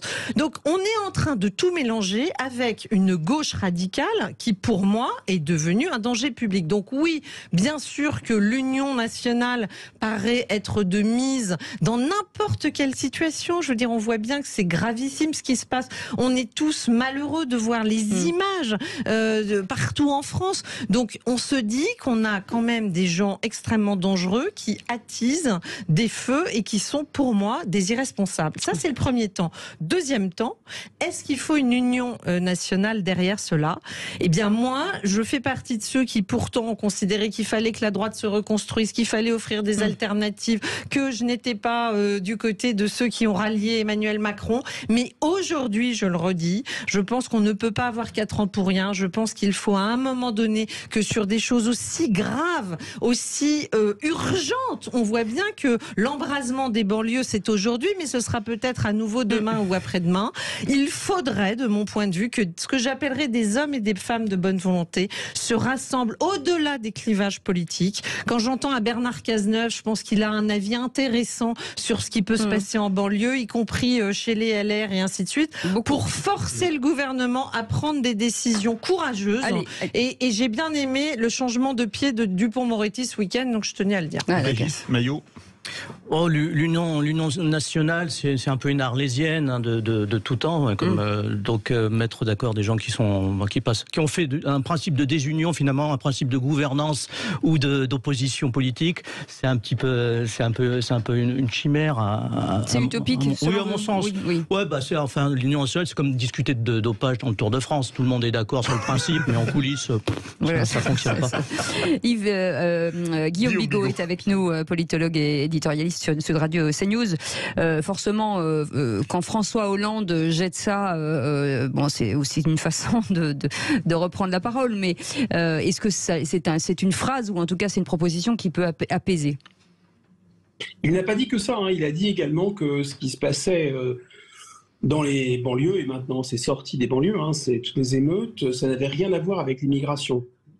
Bon, c'est un peu comme s'il avait dit les tremblements de terre n'ont rien à voir avec l'activité sismique ou, je sais pas, les volcans n'ont rien à voir avec l'activité volcanique. Enfin, c'est surréaliste.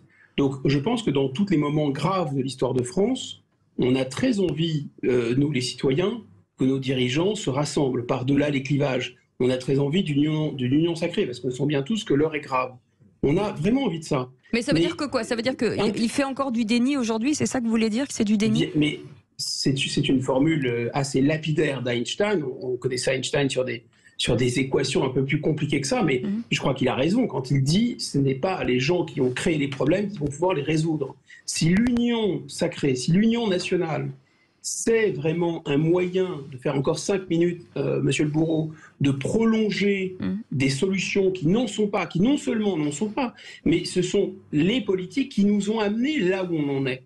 Donc si c'est pour prolonger encore un État... Enfin, parce que qu'est-ce qu'ils appellent au fond les valeurs républicaines? Qu'est-ce que c'est pour eux l'union nationale? C'est d'abord la dissolution de l'identité nationale. Cette République, c'est comme un arbre sans sève. Il parle en général de la République, il ne parle jamais de la République française. La France et la République sont deux faces d'une même pièce. La République, c'est un système juridique, c'est un système institutionnel, qui est d'ailleurs cohérent avec la démocratie, avec une certaine idée d'intérêt général aussi, c'est assez particulier à la France, c'est un État. Et en même temps, c'est un attachement à une histoire, à un peuple, à un territoire qui charrie, comme dit Renan, un plébiscite de tous les jours, un affectio societatis, comme disent les latins, une volonté d'être ensemble. Or là, ce qui se passe dans les banlieues, c'est l'échec de cette... C'est pas le plébiscite de tous les jours, le plébiscite tous les soirs, il est perdu là. Donc qu'est-ce que ça veut dire, cette union nationale, autour de quoi? Autour des gens qui ont pulvérisé l'idée de nation? Autour des gens qui ont fait venir 4 millions d'immigrés depuis les émeutes de 2005. Ils veulent qu'on continue ça. Guillaume Moi, je veux bien, mais ça va mal se passer. Restez avec nous, beaucoup de réactions au standard avec, au 0826 300 300 avec Jaffar qui est avec nous et qui voudrait réagir. Bonsoir Jaffar. Bonsoir Jaffar.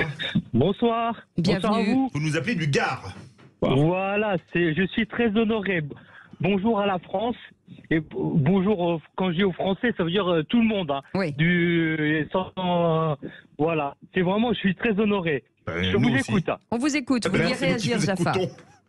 Voilà, en fait, il y a énormément de choses qui font que certaines personnes, ça veut dire que moi, je suis né dans les débuts des années 70 et j'ai remarqué de plus en plus les nouvelles générations, on n'arrive plus à les raisonner, on n'arrive plus à, comment dirais-je, à discuter avec eux, à essayer de les temporiser et tout ça.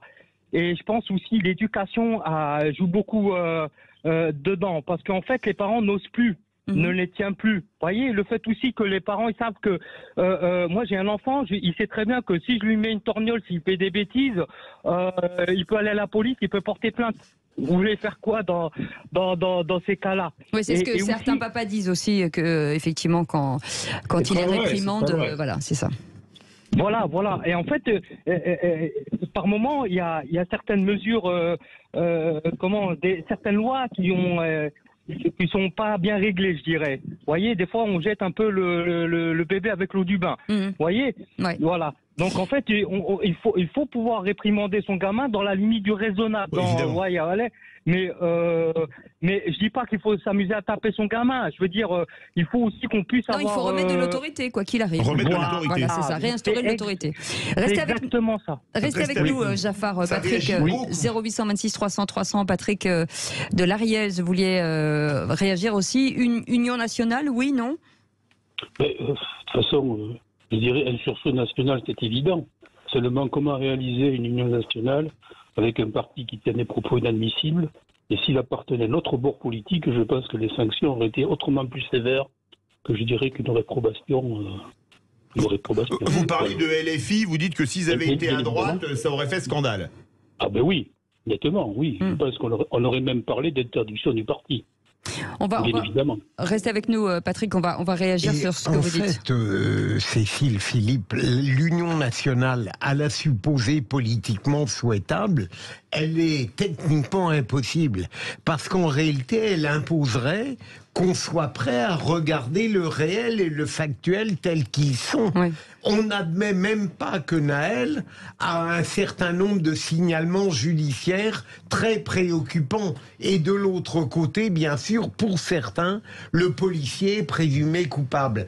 À partir du moment où on ne parvient même pas à s'accorder sur des données incontestables, on ne peut pas espérer une union nationale. En parlant pour vous dire ce que disait Patrick Virginie Calmels, on a l'impression qu'aujourd'hui, le parti le plus marginalisé ou extrême de la politique française, c'est devenu la France insoumise.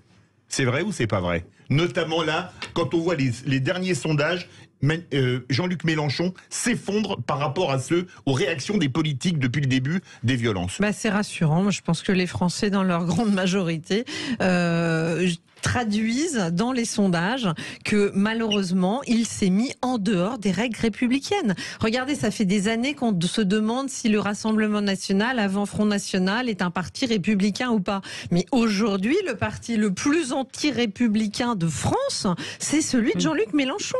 Je veux dire, il se met systématiquement en marge des règles, des principes, du respect de l'Union nationale. Et aujourd'hui, pour moi, il s'est mis en marge de la République. Et je pense que la question devrait être effectivement sur la pérennité de ce parti qui quand même appelle à des choses lunaires. L'insurrection, voilà. Lunaire, c'est lunaire. 0826 300 300, Jean-Pierre est avec nous de Marseille. Bonsoir Jean-Pierre, merci d'être avec nous. Une réaction. Avec plaisir. Écoutez, moi je suis toujours sidéré que l'ancien président Hollande ose encore s'exprimer, lui, sur ces sujets-là. Oh, mais qu'il ait le droit, personne ne lui conteste, hein, mais qu'il ose encore le faire. Après le bilan qui est le sien, et après avoir fait part dans un livre qui s'appelle « Un président ne devrait pas dire ça », des propos qu'il n'a jamais démentis, évidemment, puisqu'il était enregistré par les deux journalistes Davé et L'Homme. Il a dit « Tout ça finira par une partition ». Alors qu'est-ce qu'il voulait dire en fait? Alors moi je vais vous dire, quand il prend l'Union nationale, faudrait-il encore qu'il y ait une nation? Faudrait-il encore qu'on parle de la France et pas d'une république? Et faudrait-il encore qu'on dise clairement à ceux qui sont les derniers arrivés, et j'en fais partie, et je suis pas blanc de peau, c'est la première fois que je le dis à votre antenne alors que ça fait une bonne dizaine de fois que j'y passe, il faudrait apprendre à ces gens-là les règles de la France, l'héritage de la France, l'histoire de France, et le respect de la France. Parce que ces gens ne l'aiment pas, la France. Ils la détestent. Alors il va falloir leur imposer. Il va falloir arrêter l'immigration. Il va falloir arrêter tout un tas de choses qui mettent ce pays par terre. Il va falloir surtout que nos dirigeants s'achètent une paire de ce que j'appelle les partis les plus virils, si vous voyez ce que je veux dire, parce que franchement, il va falloir qu'ils se disent qu'il faut du courage et qu'il va falloir assumer les blessés, il va falloir assumer peut-être des morts, mais il va falloir faire régner l'ordre. Eh ben, vous restez avec nous, Jean-Pierre. Yves Bigot, quand vous entendez ça... c'est Guillaume Bigot. Pourquoi je dis Yves? Guillaume Bigot qui est dans les médias. Pardon, Guillaume. Excusez-moi, Guillaume Bigot. Quand vous entendez ça, et il le dit, il s'appelle Jean-Pierre, mais voilà, il est issu de l'immigration. Est-ce que on a été peut-être trop laxiste? Mais je pense qu'il y a un énorme problème. Quand j'entends, d'abord, on n'a pas besoin pour dire des choses qui sont vraies. De rappeler qu'on n'a pas une telle ou telle couleur de peau. Nous sommes en France. C'est le pays le moins raciste du monde. C'est le pays qui a inventé l'antiracisme. C'est le pays qui a aboli l'esclavage. Devrait-on le rappeler?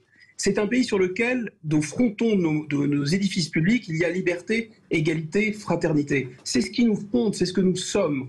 Alors, ça fait 40 ans que des gens qui sont non seulement des eunuques, je suis absolument d'accord avec votre interlocuteur, mais avec notre auditeur, mais aussi des gens qui n'ont pas de cervelle.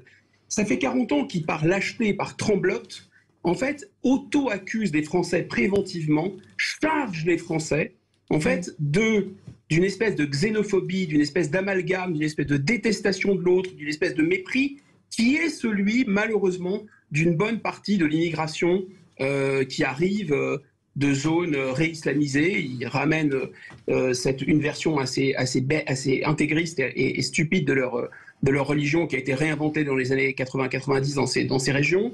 Et ils détestent l'autre, ils sont dans la xénophobie, ils sont dans la haine raciale, et nous nous accusons nous-mêmes d'être comme ça pour cacher cette réalité. C'est pas cacher ce sein que je ne saurais voir, c'est cacher cette xénophobie, cette haine de l'autre que nous ne voulons pas voir. Ça a été très très bien expliqué dans le livre qui est passé absolument sous les radars quand il est sorti pour la première fois, Les territoires perdus de la République, où en fait les auteurs, et Georges Bensoussan, le coordinateur de ce livre collectif, a expliqué qu'en fait l'idée c'était quoi? C'était de plaquer sur les enfants d'immigration le schéma des porteurs d'étoiles jaunes. Ils sont intouchables parce que symboliquement ils sont les porteurs d'étoiles jaunes. Sauf qu'à un moment dans les classes, les anges, les porteurs d'étoiles jaunes, ils toisent leurs professeurs et ils leur disent « on arrête de parler de la Shoah parce que malheureusement Hitler il n'a pas fini le travail ». Voilà, c'est ça qui s'est passé. Alors là, évidemment, erreur 404. Oui, mais... Et qu'est-ce qu'on a fait? Ça date des années 2000. Qu'est-ce qu'on a fait? Poussière sous le tapis. On n'en parle pas. Voilà, c'est interdit d'en parler. allez, on dégage. Et on continue dans ce déni, dans ce délire, puisque j'entends sur les ondes, j'entends « Ah, mais ils brûlent leurs propres écoles, leurs propres mairies, leurs propres quartiers ». Mais non, ils brûlent nos écoles, nos mairies, notre quartier, c'est notre pays, le nôtre, c'est-à-dire celui des Français, Guillaume, comme celui des immigrés. Nous sommes un peuple, un seul peuple. Et Guillaume, après, ils sont pour la majorité aussi français, donc c'est bien leurs écoles. Mais précisément, c'est précisément parce qu'ils sont français. Mais vous pouvez pas nier, mais Guillaume, vous ne pouvez pas nier que certains ont des problèmes pour trouver du travail. Vous ne pouvez pas nier que certains ont des problèmes pour trouver des logements aussi. Ça, vous pouvez pas nier non plus. Vous ne pouvez pas nier non plus que s'il y avait un jeune de Lozère qui avait été victime d'une bavure et que ses copains avaient brûlé une gendarmerie, le président de la République n'aurait pas appelé à apaisement. Vous ne pouvez pas nier que 90 milliards d'euros ont été déversés sur ces banlieues. Vous ne pouvez pas le nier. Donc cette culpabilité, en fait, ils le sont, les jeunes de ces cités dans lesquelles j'ai grandi, je connais par cœur, ces jeunes sentent que ces excuses, ces génuflexions, il y a deux réalités. Il y a à la fois, ils sentent bien que c'est du mépris du racisme, parce qu'il y a une gêne, parce qu'on parle de ces gens-là pour dire qu'ils ne sont pas comme nous. D'ailleurs, c'est la raison pour laquelle on ne veut pas leur appliquer la même loi qu'à tous. Et en plus, compte tenu de leur culture, compte tenu de l'installation de cette culture du ghetto américain, compte tenu de l'installation de cette culture du trafic de stupéfiants, de la violence qui règne, de l'ambiance qui règne et de la réislamisation, avec des valeurs qui sont aux antipodes des bisounours, LGBT et compagnie, là, je peux vous assurer que si en plus vous les plaignez et en plus vous êtes dans une culture de l'excuse et que vous mettez un genou à terre, mais non seulement ils vont vous mépriser, mais ils vont vous haïr. Et c'est exactement ce qui se passe. Et quand on fait une minute de silence pour Naël, c'est pas un genou à terre qu'on met, c'est toute la classe politique qui se met à plat ventre. Merci beaucoup Guillaume Bigot d'avoir été avec nous. Vous restez des réactions, 0826 300 300, ça sonne énormément au standard. Beaucoup d'appels. On reste ensemble jusqu'à 19h. À tout de suite. Les vraies voix Sud Radio, 17h-20h, Philippe David, Cécile de Ménibus. Il nous reste un petit bout des vraies voix jusqu'à 19h avec Philippe Bilger, Virginie Calmels et notre ami Régis Maillot qui est avec nous, 0826 300 300. Et c'est une réaction de Hervé qui nous appelle d'Antony dans les Hauts-de-Seine. Bonsoir Hervé. Bonsoir Hervé. Bonsoir. Bienvenue sur Sud Radio, votre réaction sur ce débat. Sur l'Union nationale. Oui, écoutez, l'Union nationale, je suis absolument d'accord. D'autant plus, si vous voulez, qu'il y a une partie des députés d'extrême gauche qui ne veulent pas et qui mettent de l'huile sur le feu. Enfin, faut pas être grand clair pour le constater tous les jours. Bon, maintenant, le gouvernement se moque du monde aussi, parce que moi, je sais comment fonctionne un État. Ils ont des rapports de préfets tous les jours sur leur bureau, Darmanin, y compris Emmanuel Macron. Ils font semblant de ne pas voir ce qui se passe. Moi, je peux les emmener s'ils veulent, si vous voulez, à 7 dans le quartier du Barou. Là, ils verront ce que c'est que le trafic de la drogue. Et donc, on ne fait rien. Les policiers, les CRS connaissent, si vous voulez, les délinquants, mais on ne fait rien pour les arrêter. Donc, faut pas s'étonner, si vous voulez, si vous avez des problèmes. Et puis, deuxièmement, il y a un autre problème. Vous pouvez pas dire ça. Il y a quand même pas mal de démantèlements de trafic. Oui, il y a des démantèlements. Bah alors, écoutez, venez. Alors, pourquoi depuis 5 ans ou 10 ans, si vous voulez, dans certains quartiers, à Massy ou ailleurs, vous avez toujours les mêmes trafics de drogue et ils sont démantelés et puis ils reviennent tout de suite après. Donc, non, mais là, je crois qu'on se moque du monde. D'autre part, si vous voulez, le problème qu'on a surtout, m'engueulez pas, bien sûr, il y a les émeutiers. Non, mais il y a les émeutiers, mais il y a aussi le gauchisme culturel qui a envahi tous les médias, c'est-à-dire France Inter, France Info, France Culture, Laura Adler sur France 5, etc. Ça, c'est votre point de vue. Oui, je sais que c'est mon point de vue. Non, mais c'est mon point de vue, mais n'empêche pas. Non, mais il a le droit de parler. Allez-y, Hervé. Allez-y. Bah écoutez, non mais oui, c'est ça le problème, c'est que quand on dit des choses, on est interrompu. Donc non mais sérieusement, vous savez très bien que la parole dominante, c'est la parole de la gauche culturelle et du gauchisme culturel, et que c'est eux qui tiennent le pouvoir pour l'instant. C'est pour ça qu'on a du mal à faire passer les idées, et c'est pour ça, si vous voulez, qu'ils n'osent pas que les dirigeants politiques n'osent pas prendre des dispositions parce qu'ils savent qu'ils vont être critiqués. Alors donc, s'il leur manque, c'est un peu de courage. S'ils avaient un tout petit peu de courage, ils le feraient. Alors on se demande si vraiment ils veulent régler les problèmes. Moi, j'entends pas le ministre de la Justice dire on va faire une nouvelle loi sur les mineurs, on va faire des nouvelles lois sur ceux qui attaquent les policiers. Ils ne disent rien, ils ne parlent que chiffres. Il a fait un peu preuve de fermeté ce week-end dans ses déclarations. Mais pour l'instant, c'est des paroles. L'avocat qu'il était, oui, il a avancé quand même. Oui, il a un peu avancé, mais si vous voulez, c'est tellement minime. Maintenant, on va voir ce qui va se passer quand on va va relâcher les émeutiers. Vous allez voir qu'il va rien se passer. On le sait. Et c'est toujours les mêmes débats qui reviennent. Donc, si vous voulez, on en a un tout petit peu assez de voir qu'en fait, les dirigeants de l'État ne sont pas des hommes d'État. Merci beaucoup en tout cas pour votre témoignage, Hervé. Merci de nous avoir appelés. Merci beaucoup Philippe Bilger. Merci beaucoup Virginie Calmels. Et bravo pour cette première, Régis Maillot. Merci infiniment. Oui. Et puis on ira. Oui, pour l'esprit. Oui. Et puis il faut aller vous voir à Avignon. Avignon, Festival d'Avignon du 7 au 29, tous les jours à 16h50 au théâtre Le Paris. Et c'est gratuit à la sortie. Oui. Vous sortirez gratuitement. Merci d'avoir été avec nous. On reste ensemble avec Philippe David dans un instant. On va revenir sur plusieurs maires qui seront avec nous en direct pour revenir sur ce qui s'est passé et l'avenir. Quel est l'avenir justement? Quels sont les engagements que peuvent tenir les maires? Qu'est-ce qu'ils attendent du gouvernement? On en parle dans quelques instants. On est ensemble jusqu'à 20h. À tout de suite.